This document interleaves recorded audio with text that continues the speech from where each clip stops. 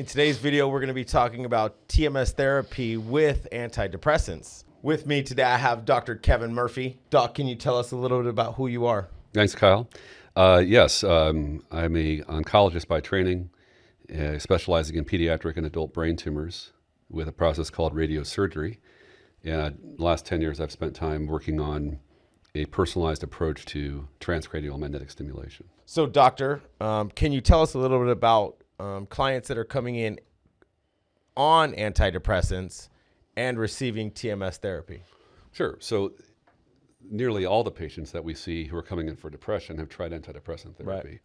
And they're coming to us after they've maybe failed those remedies. So oftentimes 1, 2, 3 drugs have been failed. And they're finally saying, let's try something different. Yeah. More and more patients are coming to us without having tried 3 or 4 drugs. Yeah. They're trying that one and saying, I've heard of TMS, I'm going to go right now. Right. I'm seeing a lot of that. Yeah, and a lot of patients just don't want to take drugs, right? Or there's side effects to drugs that they don't like. And they want to get off the drugs. The laundry sometimes. list that you see on the commercials. Yeah. So they want to get off those. And that's one of the benefits of a non-invasive outpatient therapy like TMS. We're not giving a systemic agent to the whole system. Okay. We're addressing just the brain, and in many cases, just the area of the brain in PRTMS that has the area of need. So in contrast to the standard approach, again, with TMS, with depression patients, PRTMS, we allow those patients to stay on their antidepressants. Okay.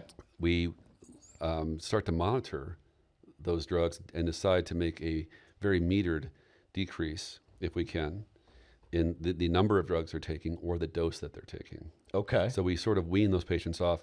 We work with their psychiatrist, and we suggest that this is an opportunity for us to try and wean the patient off their antidepressants. Okay. It's a very common thing, frankly, to see a reduction, and in some cases, a complete resolution of need for antidepressant medication. Now, in the scan that you're talking about, can you see the effects that those drugs are having on a person?